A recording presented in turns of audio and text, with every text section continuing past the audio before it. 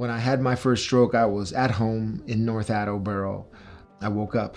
I was in my bedroom laying down, and it woke me up.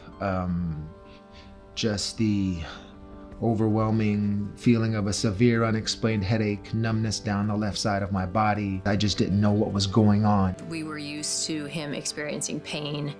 We were used to the bumps and bruises that come with playing football. This was not explainable. This was different. The lack of strength on one side of the body, the numbness down the one side of the body, that was really alarming. The other thing that happened is he lost vision in his left field of vision. And so when our son came into the room, he didn't pick him up until he was right on top of him. And that was, for us both, I think immediately at that point, we knew this was something different than a football-related injury. And we needed to call for help. Early on, I think I just wanted to lock him up and keep him at home and wrap him in a bubble and keep him safe.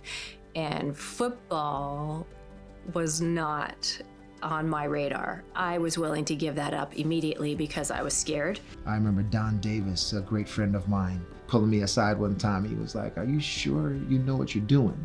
You know, and usually you don't get that from somebody that's rehabbing an ACL or an ankle or a shoulder. It's like, bro, let's go, you can do this.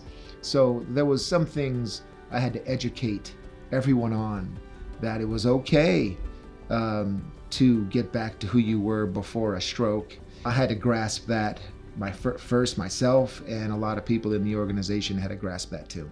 My role in Tedy's recovery as the caregiver was a very difficult thing for me to embrace. Mostly, I think Tedy was training and doing his physical therapy at the stadium, but I really wasn't a part of watching him regain strength and balance. He would go and do that work at the stadium, and I felt a little bit of a disconnect there. He knew that he was improving and getting better, but I didn't. He didn't make this decision on his own. We made it together. And I trusted that if he was going out there to play, he was 100%. And he knew he could do this. He knew what it required. My first game back in the NFL was, once again, I'll use the word confusing, because I recovered faster physically than I did emotionally and mentally, because there was a part of me that also did think, am I doing the right thing? People associate stroke with old people, with their grandparents. So it can be mentally devastating.